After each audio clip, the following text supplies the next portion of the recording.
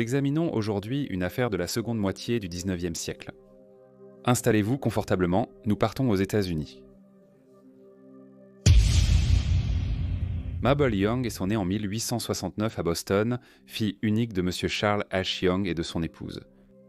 Son père est malheureusement décédé pendant sa petite enfance. Mabel et sa mère ont emménagé chez son grand-père maternel, M. James W. Hobbs, un homme très respectable qui, avant sa retraite, avait travaillé comme importateur. Il vivait dans une maison élégante à Chester Park, l'un des quartiers les plus chics de Boston. La famille Hobbs jouissait depuis longtemps d'une position sociale éminente, résidant dans une partie de la ville réputée pour sa richesse et son raffinement. À cette époque, Boston était l'un des principaux centres d'éducation en Amérique. La ville abritait de nombreuses institutions prestigieuses, dont l'université Harvard, ainsi qu'un solide système scolaire public qui mettait l'accent sur la lecture, l'écriture et l'instruction religieuse. L'Église occupait une place centrale dans la vie de nombreuses familles, et l'école du dimanche était un rituel hebdomadaire important pour les enfants comme Mabel, où ils apprenaient les enseignements bibliques et les leçons de morale. L'après-midi du 23 mai 1875, Mabel fut emmenée par sa tante, une dame nommée Mademoiselle Augusta Hobbs, à l'église baptiste de la rue Warren pour l'école du dimanche, ce qu'elle faisait la plupart des dimanches. Mademoiselle Hobbs laissait l'enfant, et pendant que Mabel était en classe, elle faisait quelques courses ou passait le temps à discuter avec d'autres membres de l'église. La classe se termina à 3h30, et Mademoiselle Hobbs revint chercher sa nièce. Lorsqu'elle arriva à l'église, elle parla au révérend, mais une fois la conversation terminée, elle ne trouva pas Mabel. Mademoiselle Hobbs supposa d'abord que la jeune fille jouait avec une amie. Cependant, après plusieurs minutes, sans aucun signe de sa nièce, elle commença à s'inquiéter. Elle appela le nom de Mabel et commença à chercher autour de l'église. Quelques autres dames se joignirent à elle, mais elles ne purent pas retrouver la petite fille. Mademoiselle Hobbs, sentant maintenant que quelque chose n'allait pas, devint de plus en plus paniquée. De plus en plus de gens aidèrent à chercher Mabel, mais elle restait introuvable. Vers 16h, la situation prit un tournant décisif lorsqu'un des enseignants, nommé Walter Sawyer, prit les choses en main. Quelques personnes qui se trouvaient à l'extérieur de l'église avaient signalé avoir entendu un cri d'enfant provenant du clocher. Ils ont dit que les cris n'avaient duré que quelques secondes, puis tout était redevenu silencieux. Monsieur Sawyer gravit les marches vers l'entrée de la galerie. Accompagné du bedeau de l'église, un homme de 28 ans nommé Thomas Piper. À leur arrivée à la porte verrouillée, ils entendirent tant de faibles gémissements provenant du clocheron. Alarmé, M. Sawyer se tourna vers M. Piper et demanda la clé pour ouvrir la porte. Cependant, M. Piper, mal à l'aise, dit qu'il ne savait pas où était la clé. Il expliqua que, même s'il était sacristain, il n'était pas allé dans le clocher depuis l'automne précédent et n'était pas sûr de l'endroit où la clé pouvait être rangée. Néanmoins, il lui assura qu'il la chercherait. Il disparut chercher la clé. Lorsqu'il revint, il déclara qu'il n'avait pas pu la trouver. À ce moment-là, M. Sawyer était devenu impatient. Les bruits étouffés provenaient toujours du clocher. Alors, déterminé à entrer, il fouilla dans sa poche, sortit une pince, et après quelques instants, il réussit à déverrouiller la porte et à gravir l'étroit escalier menant au sommet du clocher. Il ouvrit la trappe et, au moment même où une volée de pigeons effrayés par l'intrusion s'envolait, il vit devant lui la petite Mabel.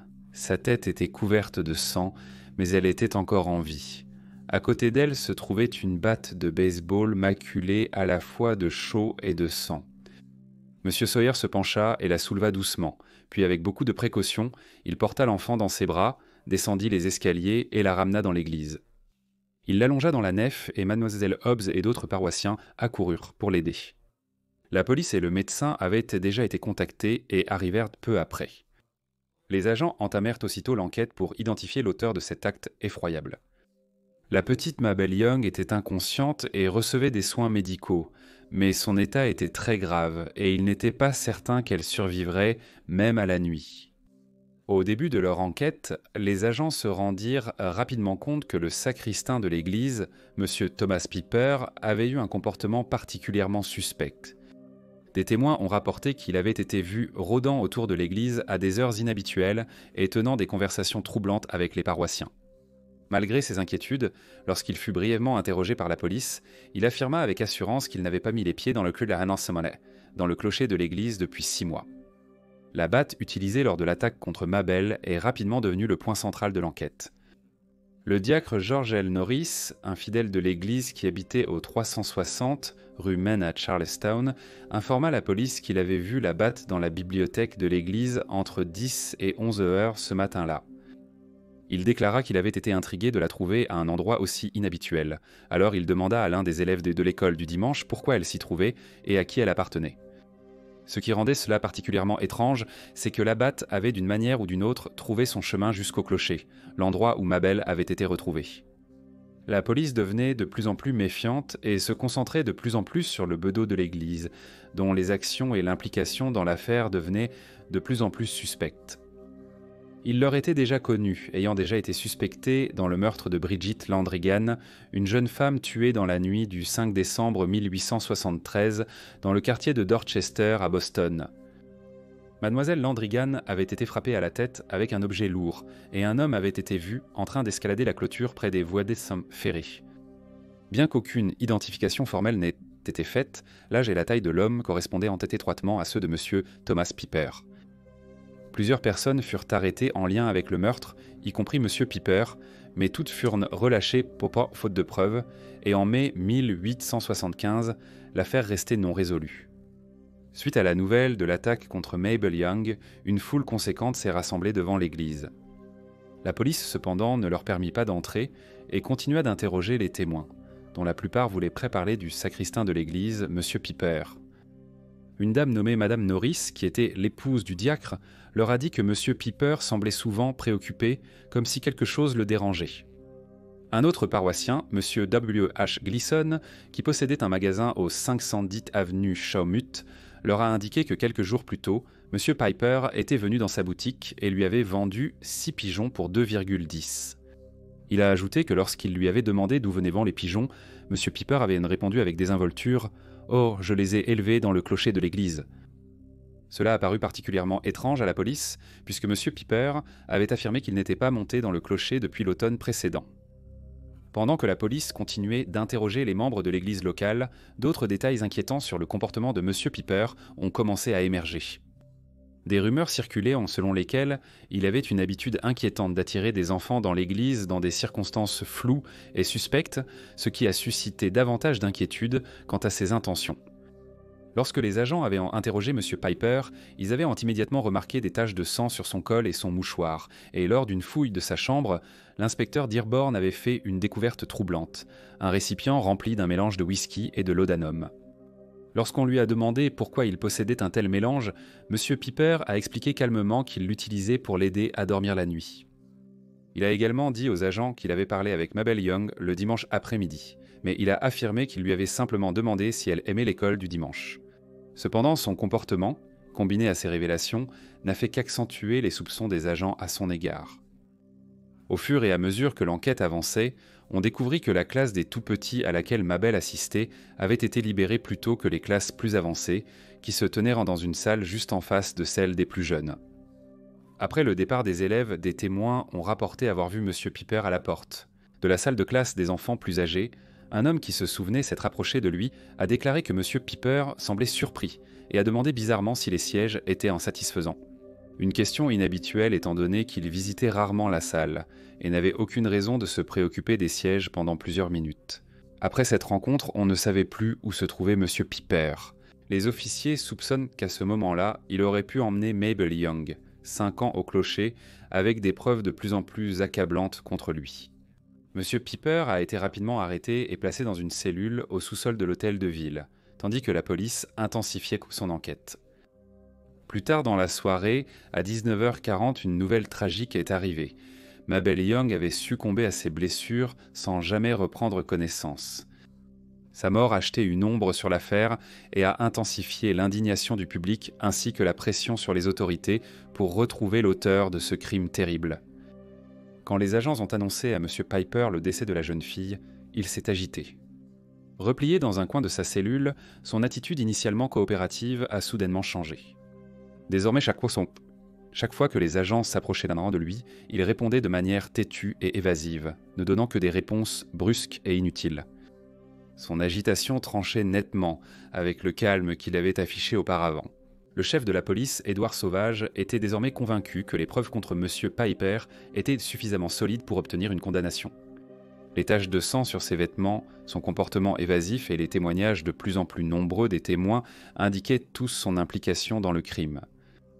Il ordonna une enquête officielle sur la mort de Mabel Young et suggéra qu'elle commence immédiatement. Lors de l'enquête, plusieurs témoins ont fourni des témoignages convaincants. Des témoins affirment avoir vu la batte de baseball derrière la porte de la bibliothèque plus tôt dans la journée.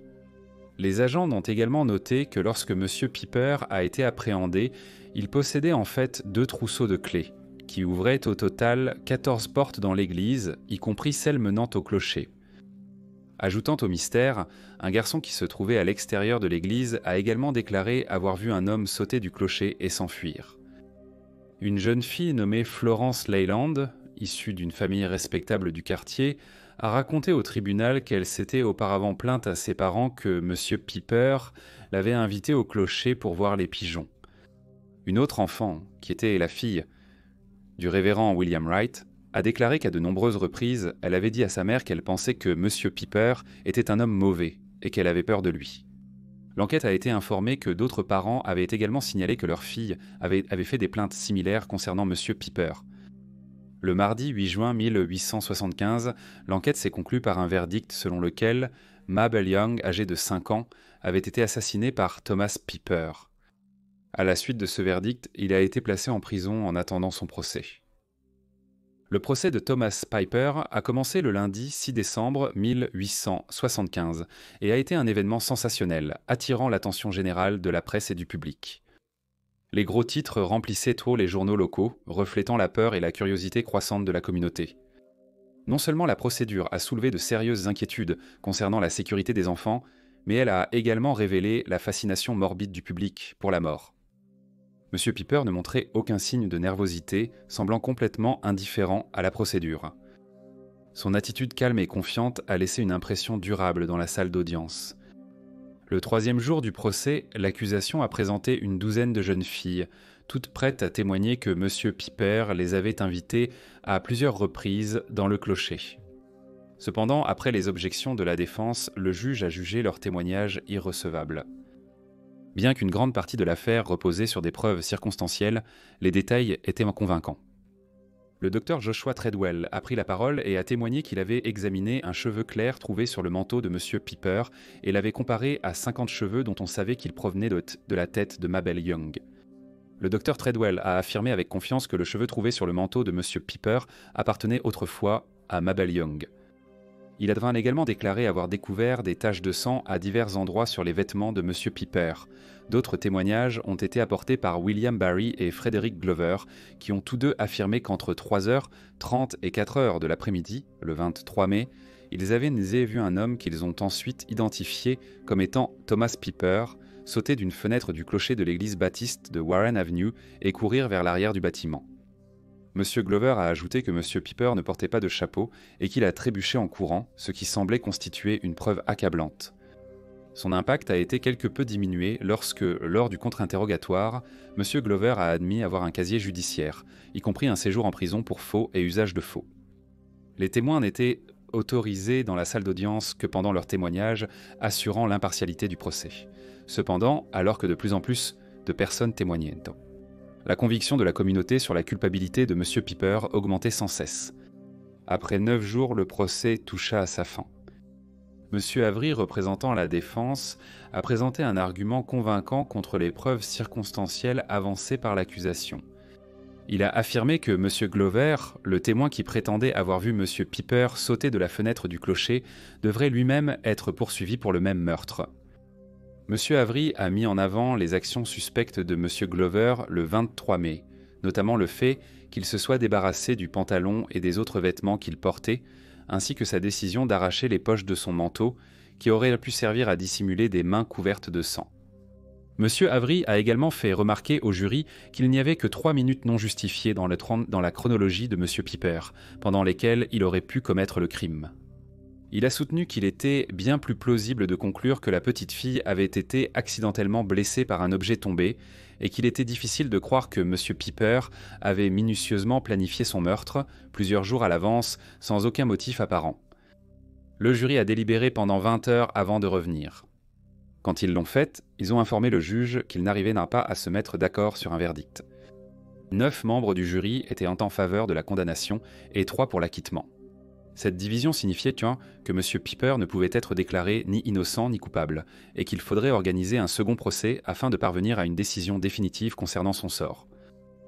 Le second procès commença le 31 janvier 1876, et les mêmes témoins furent appelés à témoigner. Cependant, des preuves des précédemment exclues furent présentées, apportant un nouvel éclairage à l'affaire. Thomas Piper eut la possibilité de s'adresser au jury et lorsqu'il le fit, il parla d'une manière à la fois humble et courtoise. Son ton était calme et respectueux alors qu'il exprimait soigneusement ses pensées.